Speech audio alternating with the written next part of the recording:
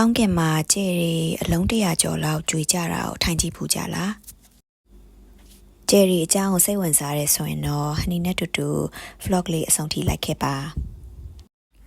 ဟနီကြည့်ခဲ့တဲ့နေရာကကလောမြို့မှာရှိတဲ့ Nature's Nirvana Campsite ဆိုတဲ့နေရာဖြစ်ပါတယ်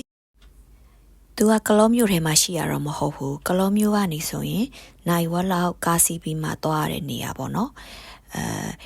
ဘာလို့လဲဆိုတော့ကြေကျွေးရာတွေကိုတခြားထိုင်ကြည့်မှဖြစ်တဲ့အတွက်ဒီမျိုးပြရဲ့အဝေးအလင်းရောက်နေရဲ့အဝေးတနေရာပေါ့နော်အဲ့နေရာလေးဖြစ်ပါတယ်သူကဒီလိုကားတွေနဲ့စုရက်မှာလာပြီးတော့ခေါ်ပေးတယ်ပေါ့နော်နေ့လယ်2နာရီမှစပြီးတော့ခေါ်ပေးပါတယ်ခေါ်ပေးပြီးတော့မိနစ်30လောက်ကားစီးရပါတယ်မိနစ်30လောက်ကားစီးပြီးတဲ့အချိန်မှာတော့ဒီနေရာလေးကိုရောက်ပါပြီသူကကမ်နေရာကိုတော့ဒါရရောက်တာမဟုတ်ဘူးပေါ့နော်ဘာလို့လဲဆိုတော့ကားဝင်လို့မရတာဖြစ်တဲ့အတွက်အနီတို့မိနစ်20လောက်တော့လမ်းလျှောက်ရတယ်မိနစ်20လမ်းလျှောက်ပြီးရင်တော့ဒီတန်လေးတွေစီကိုရောက်ပါပြီဒါကတော့ညခင်အေးတဲ့ချိန်မီးလုံမှုလုပ်ပေးထားတဲ့နေရာလေးဖြစ်ပါတယ်ဟနီတို့ကိုတက်နဲ့ကိုပေါ့နော်ကိုတက်မှာပစ္စည်းတွေချပြီးတော့ဒါထုံးစံတိုင်းဟိုလျှောက်ကြည့်ဒီလျှောက်ကြည့်သွားနေတာဖြစ်ပါတယ်ပြီးတော့ဟနီတို့ selfie တွေလည်းရိုက်ခဲ့တယ်အလှပုံတွေရောပေါ့နော်အများကြီးပဲ lighting လေးရှိတော့တပုံကောင်းကောင်းလေးတွေတော့အများကြီးရိုက်ခဲ့ပါတယ်ဒါကတော့ telescope ကြီးနဲ့ရိုက်ထားတဲ့ပုံဖြစ်ပါတယ်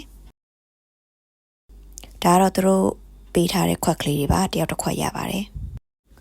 ဟနီပစ္စည်းတွေလည်းချပြီးပြီတပုံတွေလည်းရိုက်ပြီးပြီဆိုတော့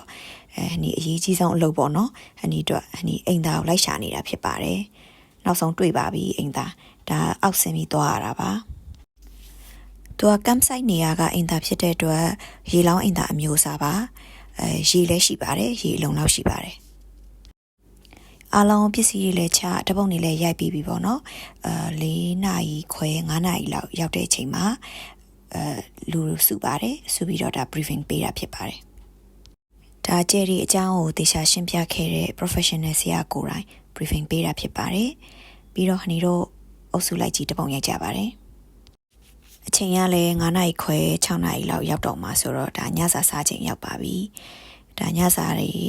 တန်းစီရပါတယ်ဒါအကုန်လုံးစနစ်တကျပေါ့နော်တေချာထည့်ပေးတယ်ဟင်းနေရလဲကောင်းမကောင်း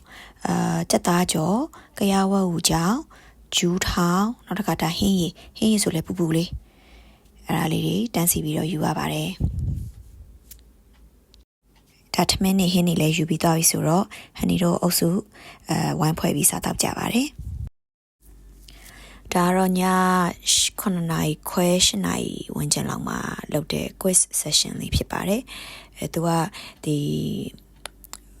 ကျဲရီအကြောင်းပေါ့နော်ကျဲရီနဲ့ပတ်သက်ပြီးတော့ knowledge ဘယ်လောက်ရှိလဲဆိုတာ quiz လေးတွေဖြေခိုင်းတာပေါ့နော်ဒီအချိန်လေးကတကယ်ကိုဘ ഹു တုတရခဲ့တဲ့အချိန်လေးလို့ပြောလို့ရတယ်။ဘာလို့လဲဆိုတော့ဒီ astronomy ဘာသာရပ်မှာတေချာ professional ကြတက်တည်နားလဲတဲ့ဆရာ2ယောက်ပါတယ်သူတို့က theory ဘိုင်းကိုလည်းတေချာရှင်းပြရတယ်ပြောပြရတယ်ပေါ့နော်အဲ့တော့ကိုဘ ഹു တုတတော်တော်ရတယ်ပြီးတော့တစ်ခါ telescope နဲ့ချိန်ပြီးတော့လည်းကျဲတွေလာတွေပေါ့နော်တေချာချိန်ပြီးတော့ပြရတယ်ဒါကဘာကျဲသူ့ရဲ့ history သူ့ရဲ့ theory ဘိုင်းတွေပေါ့နော်အဲ့လိုတေချာပြောပြရတယ်ဘ ഹു တုတတော်တော်ရခဲ့တယ်ကောင်းငင်အောင်မော်ကြည့်လိုက်တော့ကျဲတွေလည်းတော်တော်စုံနေပြီအရန်လည်းလှနေပြီအဲ့ချိန်မှာကျဲလေးတွေစကြွေတယ်ပေါ့နော်တလုံးပြီးတလုံးကြွေတယ်အစပိုင်းက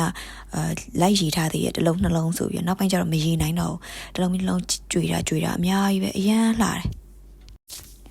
ဟနီတို့ကို professional cameraman တွေကဓာတ်ပုံတွေလည်းတေချာရိုက်ပေးတယ်ဒါ pointer နဲ့ပေါ့နော်ကောင်းကင်ကိုကျဲလေးတွေကိုထိုးပြီးတော့ရိုက်တာဒါကိုဖုန်းနဲ့ကိုဆိုရင်ရိုက်ဖို့ဘယ်လိုမှအဆင်မပြေဘူးဒါသူတို့တေချာရိုက်ပေးထားတဲ့ပုံလေးတွေမို့လို့ပါကျဲတွေတေချာပေါ်နေတာဖြစ်ပါတယ်ဟနီတို့လည်းပင်ပန်းပြီးတော့တရေလောက်အိပ်ပျော်သွားတယ်ပေါ့နော်ဒါကတော့နိုးတဲ့ချိန်မှာမြင်ရတဲ့မြင်ကွင်းမှာတိမ်ပင်လေကိုမျက်စိရှိမှလीလက်တကမ်းပဲအမဖြူဖွေးနာပဲတိတ်နေရမ်းလှတယ်ဟနီတို့မနက်6နာရီလောက်မှာမနက်စာကျွေးတယ်ဒါမနက်စာကျွေးတဲ့မုံတွေပေါ့နော်ဟနီတို့အမထိုင်စားလို့ရတဲ့နေရာလေးမှာ sunrise တွေကြည့်ပြီးတော့တိမ်ပင်လဲနဲ့coffee နဲ့မုံနဲ့ရမ်းမိုက်တယ်မနက်9နာရီလောက်မှာအကောင်လုံးပစ္စည်းတွေတင်ပြီးတော့ဟနီတို့ပြန်ခဲ့ပါတယ်ပြန်လာလဲသူတို့လိုက်ဖို့တော့ကားနဲ့ပဲပြန်ပို့ပေးပါတယ်အသေးစိတ်ထပ်သိချင်နေဆိုရင်တော့ အခုဟနီ screenshot ပြပေးထားတဲ့ page 3ခုပေါ့နော်အဲ3ခုမှာဝင်ကြည့်လို့ရတယ်သူကဒီကလောအခြေဆိုင်အဖွဲ့3ဖွဲ့ပေါင်းပြီးတော့လုပ်ထားတဲ့activity တစ်မျိုးပေါ့နော်အားကြောင့်ဒီ3ခုလုံးမှာအခုကြိုက်တဲ့ page မှာဝင်ကြည့်လို့ရတယ်ဝင်မေးလို့ရပါတယ်အဆုံးထိကြည့်ပေးလို့ကျေးဇူးအများကြီးတင်ပါတယ်ရှင်